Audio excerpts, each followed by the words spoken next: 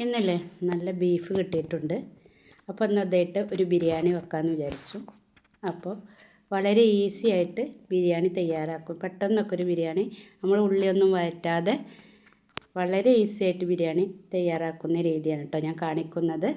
അപ്പോൾ അതെങ്ങനെ തയ്യാറാക്കാൻ നോക്കാം കേട്ടോ. നല്ല ടേസ്റ്റാണ്. ഇതുപോലെ ഒരു പ്രാവശ്യം ഉണ്ടാക്കി നോക്കുക.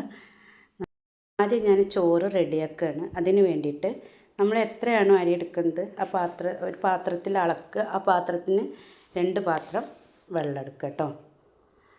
അങ്ങനെ 3 നാഴിയാണെങ്കിൽ ഒരു 6 നാഴി വെള്ളം എടുക്കുക. എന്നിട്ട് അതിലേക്ക് കുറച്ച് ഓയിൽ ഒഴിച്ച് കൊടുത്തിട്ടുണ്ട്. ഞാനിപ്പോൾ 1 കിലോ അരിയാണ് എടുത്തിട്ടുള്ളത്. അതിലേക്ക് ഒരു 100 ഗ്രാം ഓയിൽ ഞാനിതിലേക്ക് ഒഴിച്ച് കൊടുത്തിട്ടുണ്ട്. ഇനി ഇതിലേക്ക് വേണ്ടത് കുറച്ച് ഇഞ്ചി വെളുത്തുള്ളി ചതച്ചതും, ഒരു 2 കഷ്ണം ഏലക്ക, ഒരു 5-6 2 കഷ്ണം പട്ട, ഒരു 5-6 ഏലക്ക, കുറച്ച് കറാമ്പൂ ഇതൊക്കെയാണ് കേട്ടോ. എന്നിട്ട് ആവശ്യത്തിന് ഉപ്പിട്ടിട്ട് ഒന്ന് മൂടി വെച്ചിട്ട് വെള്ളം തിളപ്പിച്ചെടുക്കുക കേട്ടോ. ഇനി ഇതിലേക്ക് ഒരു നാരങ്ങ അതുപോലെ പിഴിഞ്ഞ് കൊടുക്കുകയാണ്. ഇനി ഇതിലേക്ക് വെള്ളം തിളച്ച് വന്നതിന് ശേഷം നമുക്കിതിലേക്ക് ഇനി അരി ഇട്ട് കൊടുക്കണം. അരി നല്ല കഴുകി വാർത്ത് വെച്ചതാണ്. അതിലേക്ക് ഇട്ട് കൊടുക്കുക. ഇത് നല്ലൊന്ന് മിക്സാക്കി എടുക്കുക കേട്ടോ.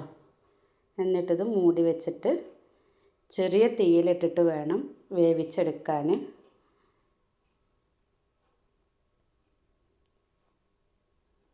ഇനി അതവിടെ കിടന്ന് വേവട്ടെ. നമുക്കിതിലേക്കുള്ള ബീഫ് റെഡിയാക്കി എടുക്കണം. ബീഫ് കഴുകി വൃത്തിയാക്കി എടുത്തിട്ടുണ്ട്.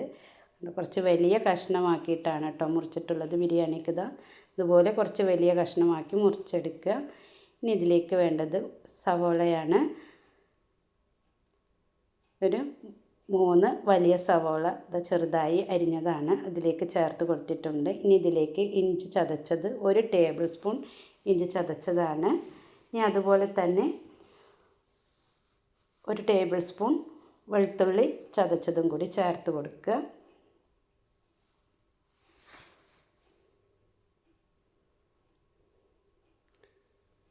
ഇനി ഇതിലേക്ക് തൈര് ചേർക്കുകയാണ്. 1/4 കപ്പ് തൈര് ചേർത്ത് കൊടുത്തിട്ടുണ്ട്. അധികം പുളിയില്ലാത്ത തൈരാണ്. ഇതിപ്പോൾ ഞാനൊരു പാത്രത്തിൽ നിന്ന് കുക്കറിലേക്ക് മാറ്റുകയാണ്. കുക്കറിലൊന്ന് വേവിച്ചെടുക്കാൻ വേണ്ടിയിട്ടാണ്.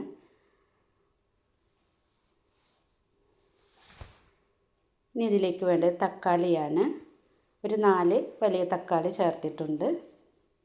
ചെറുതായി കട്ട് ചെയ്തത് ഇതിലേക്ക് ഇട്ട് കൊടുക്കുക. ഇനി ഇതിലേക്ക് മല്ലി പുതിന ഇലയാണ്. ഇതിൻ്റെ കൂടെ തന്നെ പച്ചമുളക് ചതച്ചതും കൂടി ചേർത്തിട്ടുണ്ട് കേട്ടോ. പച്ചമുളക് ചതച്ചിട്ടില്ല, മുഴുവനായാണ് ചേർത്ത് കൊടുക്കുന്നത്. ചതച്ച് വേണമെങ്കിൽ അങ്ങനെ ഇട്ട് കൊടുക്കുക കേട്ടോ.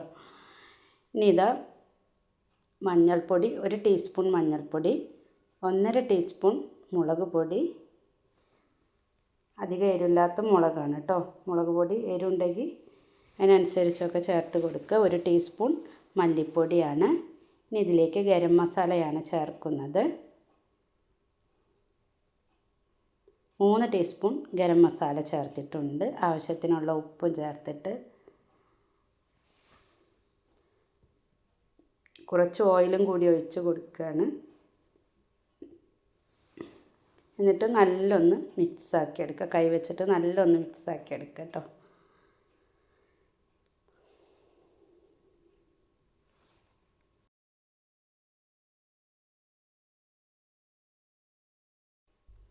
ഇനി ഇത് നമുക്ക് മൂടി വെച്ചിട്ട് ഒന്ന് വേവിച്ചെടുക്കണം.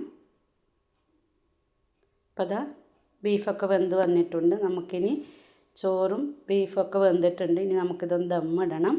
അതിന് വേണ്ടിയിട്ട് കുറച്ച് ബീഫ് ഞാൻ ഒരു പാത്രത്തിൻ്റെ അടിയിലേക്ക് ഇട്ട് കൊടുക്കുകയാണ്. ഇതുപോലെ ഒരു ചെമ്പട്ടി എടുത്തിട്ട് അതിലിട്ട് കൊടുക്കുക. എന്നിട്ട് ചോറ് ഇതുപോലെ ഇട്ട് കൊടുക്കുക കേട്ടോ. പെട്ടെന്ന് ഉണ്ടാക്കിയെടുക്കാൻ പറ്റിയൊരു ബിരിയാണിയാണ്. നമ്മളിതിൽ ഉള്ളിയൊന്നും വറുത്തിടുന്നില്ല.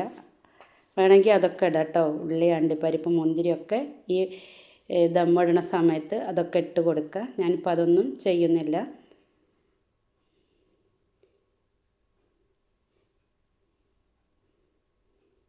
ഇനി ഒരു കളറിന് വേണമെങ്കിൽ പാലിൽ കുറച്ച് മഞ്ഞൾപ്പൊടി ആക്കിയിട്ട്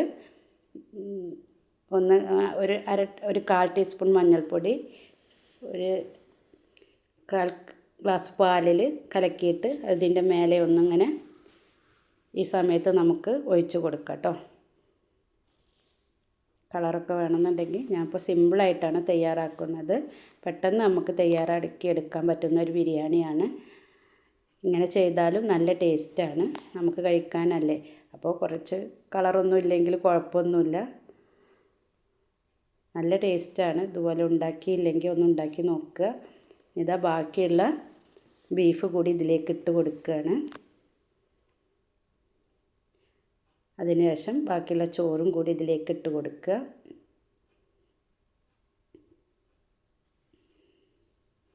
നല്ലൊന്ന് ഇതുപോലെ ആക്കി കൊടുത്തതിന് ശേഷം ഇതിൻ്റെ അടിയിൽ കുറച്ച്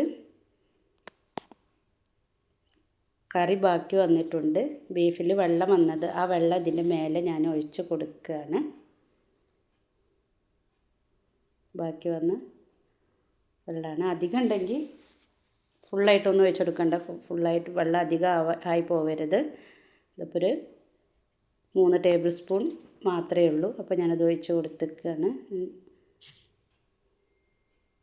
അങ്ങനെ മൂടി വെക്കുക. അതിൻ്റെ മേലെ ഒരു കനം കയറ്റി വെക്കുക കേട്ടോ. എന്നിട്ടൊന്ന് ചെറു തീയിലൊന്ന് ദമ്മിലിട്ടതാണ്. ഇതതുപോലെ കിട്ടിയിട്ടുണ്ട്. കുറച്ച് മല്ലിയില കൂടി ഞാൻ ഇട്ട് കൊടുത്തിട്ടുണ്ട് കേട്ടോ. മല്ലി പുതിനൊക്കെ ഇതൊക്കെ ഉണ്ടെങ്കിൽ ഈ സമയത്ത് ഇട്ട് കൊടുക്കുക. ബീഫ് ആവുകൊണ്ട് നെയ്യൊന്നും ചേർക്കേണ്ട ആവശ്യമില്ല. ബീഫിൽ തന്നെ അത്യാവശ്യം നെയ്യൊക്കെ ഉണ്ട്, അതുകൊണ്ട് ഞാൻ നെയ്യൊന്നും ചേർത്തിട്ടില്ല. ഇതാ ഇപ്പം നമ്മളെ ബിരിയാണി റെഡി ആയിട്ടുണ്ട്. ഉണ്ടല്ലേ, നമുക്കൊരു സൈഡിൽ നിന്ന് വേണമെങ്കിൽ അങ്ങനെ എടുക്കാം. അപ്പം ഞാനത് മിക്സാക്കി എടുക്കുകയാണ്. ഇവിടെ കുട്ടികൾക്ക് മിക്സാക്കിയാലാണ് ഇഷ്ടം, അപ്പോൾ അതുകൊണ്ടാണ് ഞാൻ മിക്സാക്കുന്നത്. ഇതുപോലെ ഇതാ ഒരു പ്ലേറ്റിലേക്ക് എടുത്തിട്ടുണ്ട്.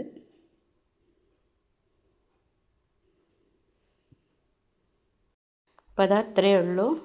വളരെ എളുപ്പമാണ്, നല്ല ടേസ്റ്റാണ്. ഒരു പ്രാവശ്യം ഉണ്ടാക്കി നോക്കുക.